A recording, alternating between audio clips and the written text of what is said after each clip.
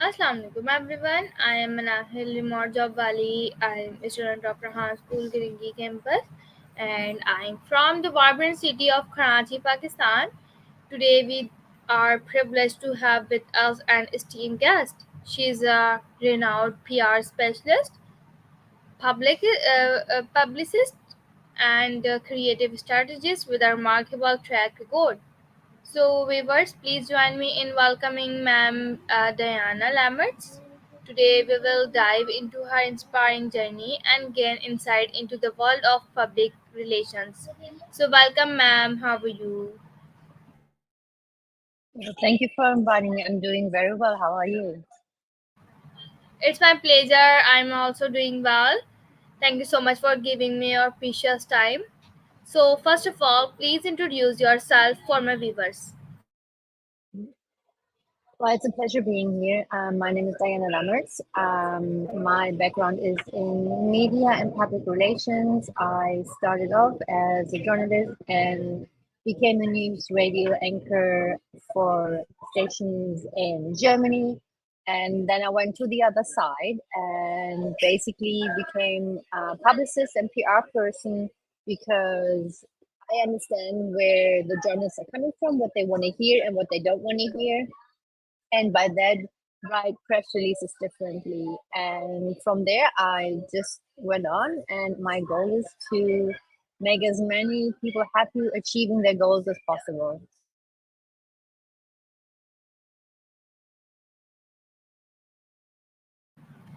Sorry.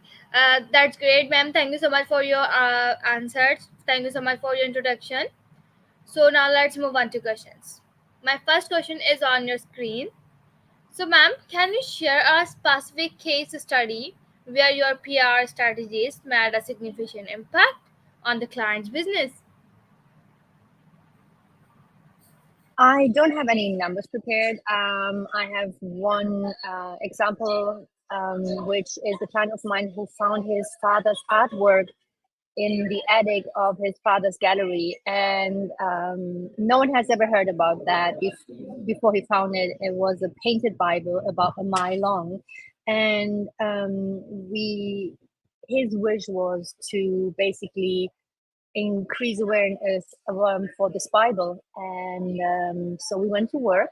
No one has much heard internationally about his father. Nationally in Germany, back in the 60s, yes.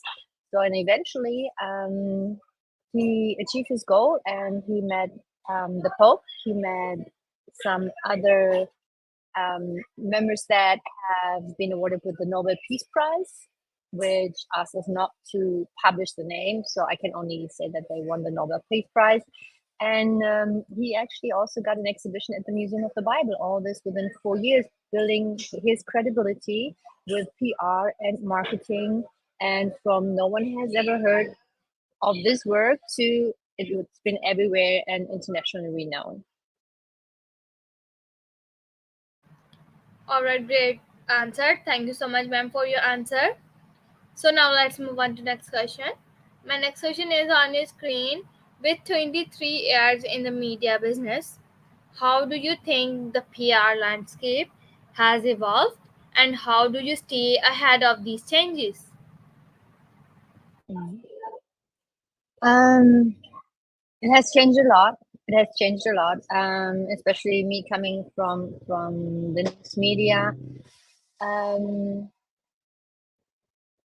there are more opportunities to be put on the so-called wire just to get exposure, which doesn't necessarily mean that you will get picked by the press. So what is very important, and what I always tell my clients, is explain what the difference is between just putting someone on the wire so that they have exposure online, or actually get earned media.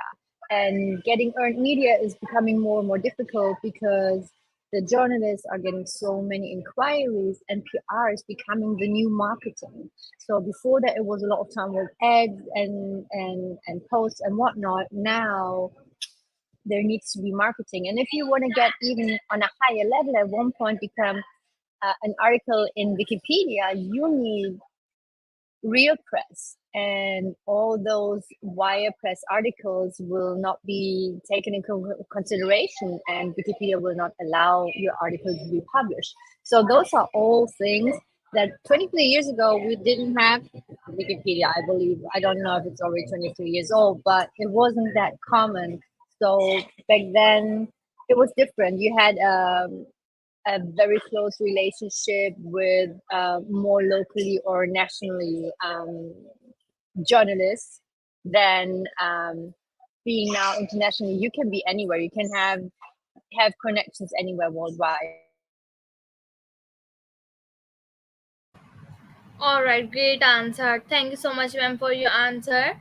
So my next question is, what would you say is the most common mistake businesses when make trying to handle their own PR, and how do you help clarify that?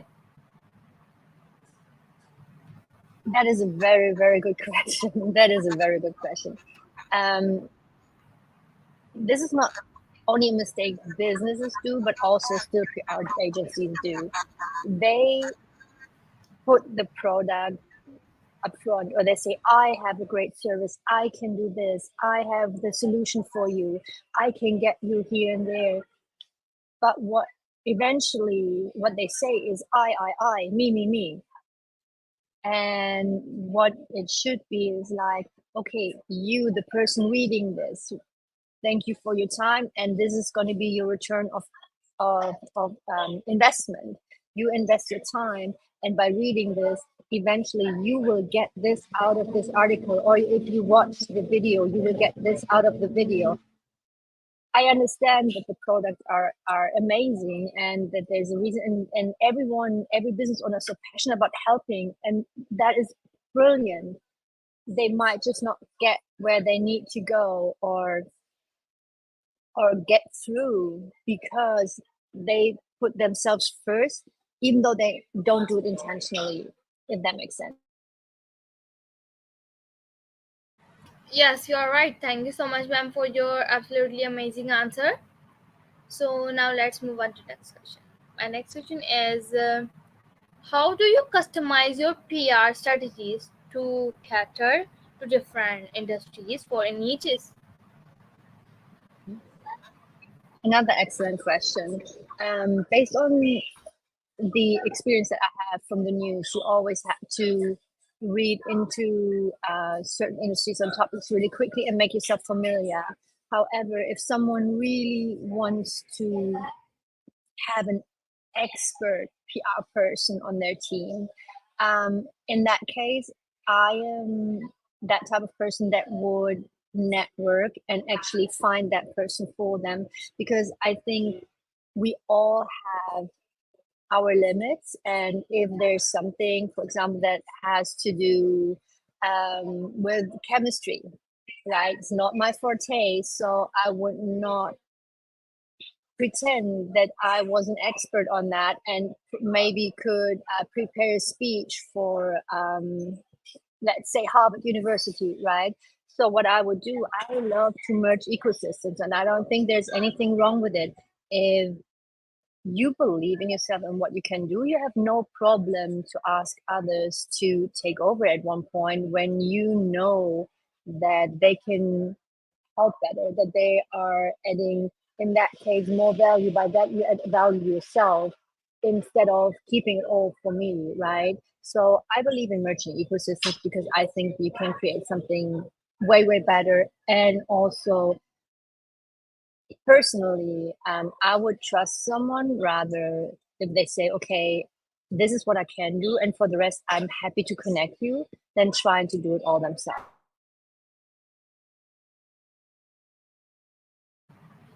All right, great. That's wonderful. Thank you so much, ma'am, for your answer. So my next question is, can you elaborate on your brainstorming session and how they help businesses identify their unique selling points?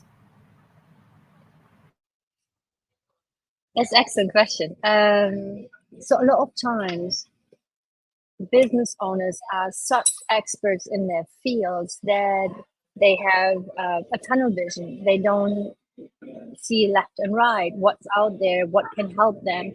So me coming in that case is actually helpful if I'm not from the industry, because I can ask questions that their clients would ask. I can ask questions others would ask, or that they don't ask themselves anymore because they are already so knowledgeable in their industry.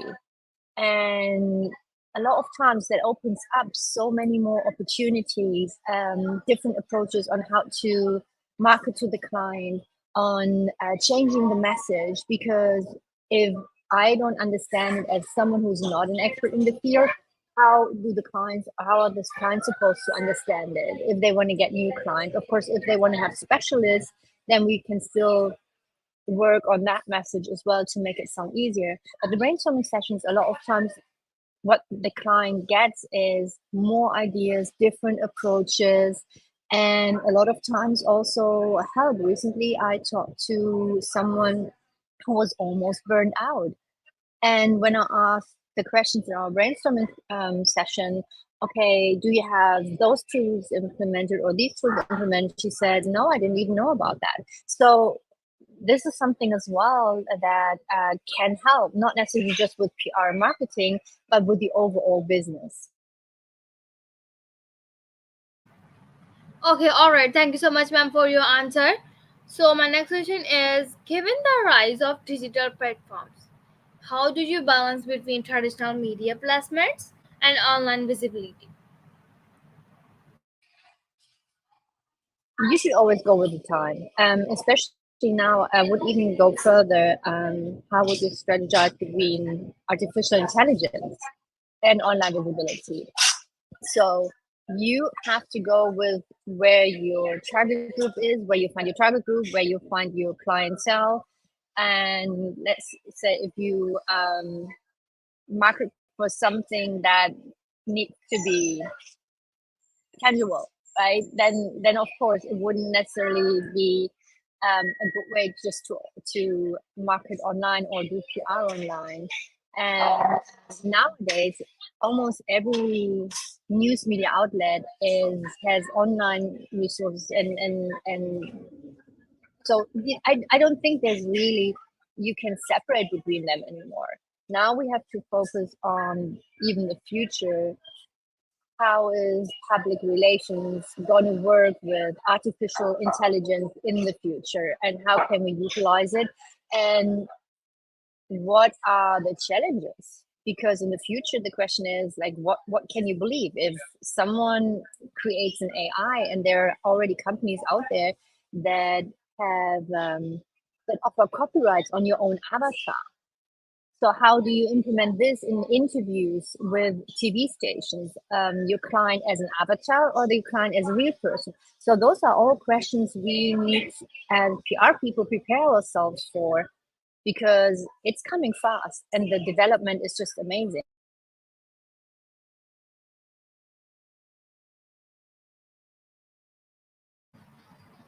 Yes, wonderful answer. Thank you so much, ma'am, for your answer.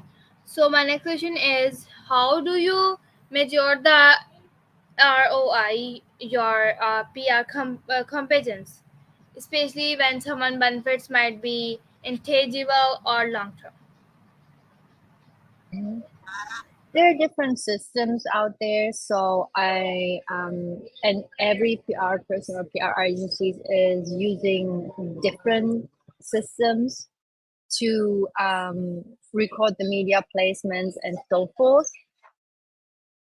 But the thing is, PR is not just media placement. PR is public relations, not media relations.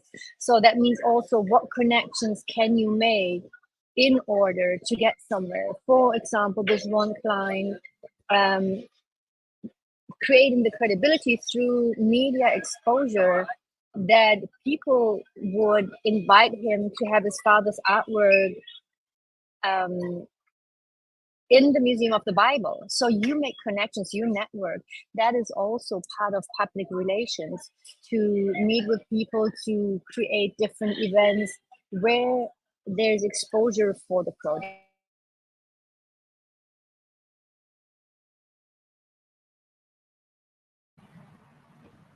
All right, ma'am. Thank you so much, ma'am, for your answer.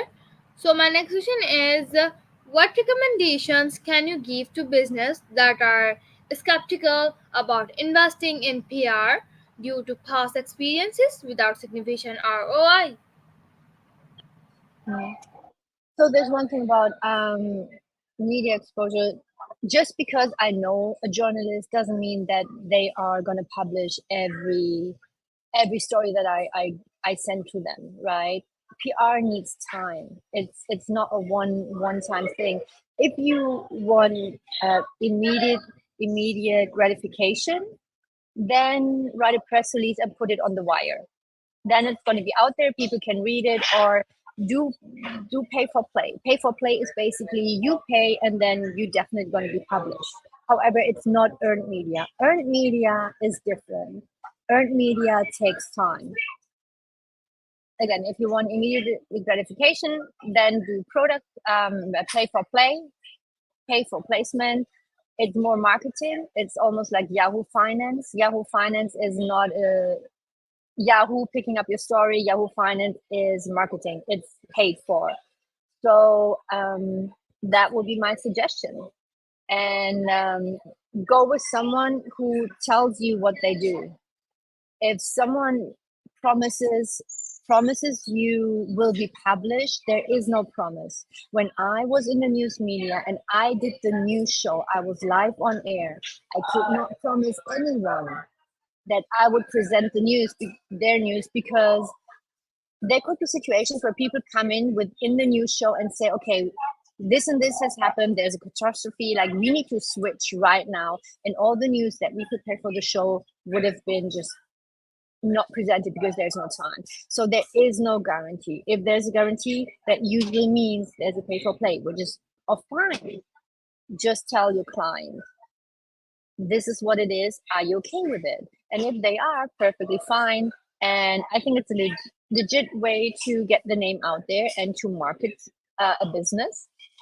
They just need to be clear on what they're doing, if that makes. All right, wonderful answer. Thank you so much for your answer. So, how do you keep yourself updated with the latest trends and tools in the PR and media business? By being online, by doing research, by listening to podcasts, being in chats on social media, and then see what others have. See if it works for me. If it doesn't work for me, it doesn't. If it works for me, perfect. Um, but don't just stay in the PR industry. Look left and right. The same that I suggest to my clients. Look elsewhere as well. For example, AI. Go into the forums, see what's out there and how you can implement it so that you're always a step. Yes, you are right. Thank you so much, ma'am, for your answer. So, my next question is what recommendation can you give business that are skeptical about investing in PR due to past experience without significant ROI? As I mentioned earlier, I recommend to go out there. No, that's fine. To go out there and to compare. Don't trust people who promise you that there is placement without disclosing that it is a paid placement, right? No one can promise anything. There's nothing wrong with it. I think paid placements are legit, and I also recommend them if you want to have instant success, see an instant ROI, and tell a story. Tell a story. It's this is how you get to your potential client to pay attention.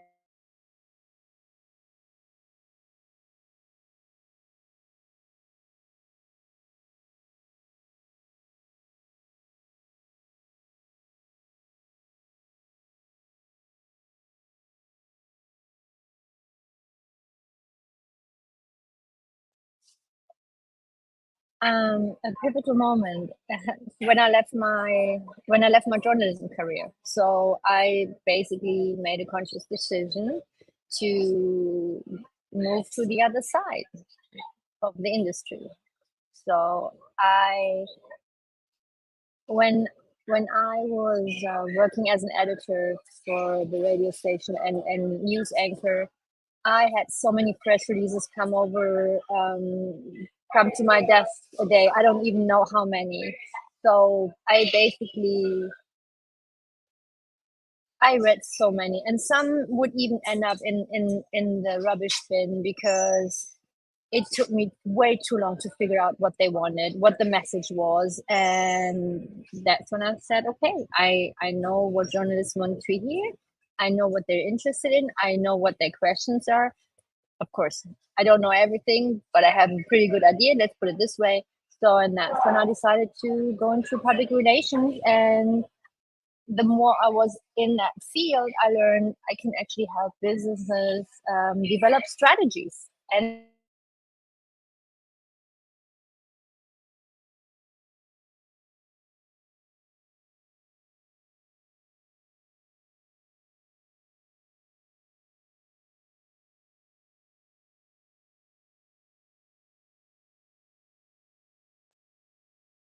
Um, you should always be prepared and have a plan B. That is what, and you need to look at the bigger picture when you already set up the campaign. For example, there were those balloons that were released into the air, and it was supposed, I don't remember what the cause was. It was a good cause. It was an absolute disaster because eventually it ended up killing animals and causing accidents. So when you do a campaign, look at it from all angles and what can go wrong. And in case it does go wrong, have a plan B. I always say I'm the happiest person when I'm wrong, because when I have a campaign, I already consider if something goes wrong, this is what we need to do. If it doesn't go wrong and I'm wrong that it can go wrong, then I'm the happiest person.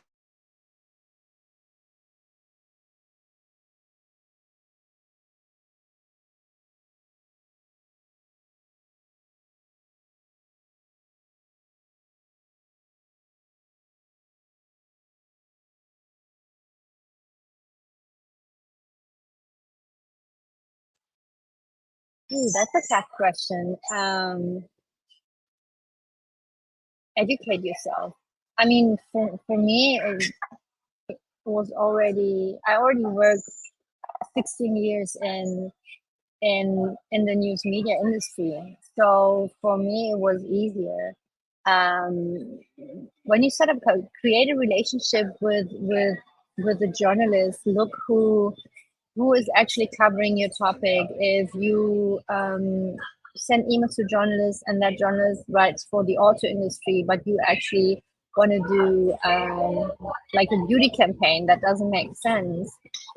Reach out to the journalists, be nice to them. Journalists are human beings as well, and they get so many emails, and just be nice to them. That's all I can say.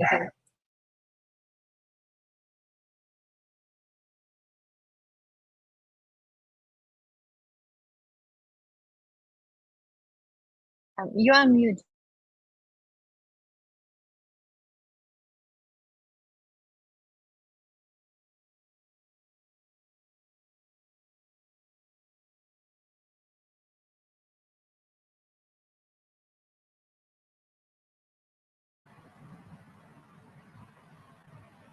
Ma'am, can you hear me? Okay. Thank you so much, ma'am, for your amazing answer, and thank you so much for your time. It's been an enlightening conversation, and I'm sure our audience has garnered a wealth of knowledge from your experiences and insights. So, ma'am Diana, on behalf of everyone listening, I'd like to extend my heartfelt gratitude for taking the time to be with us today.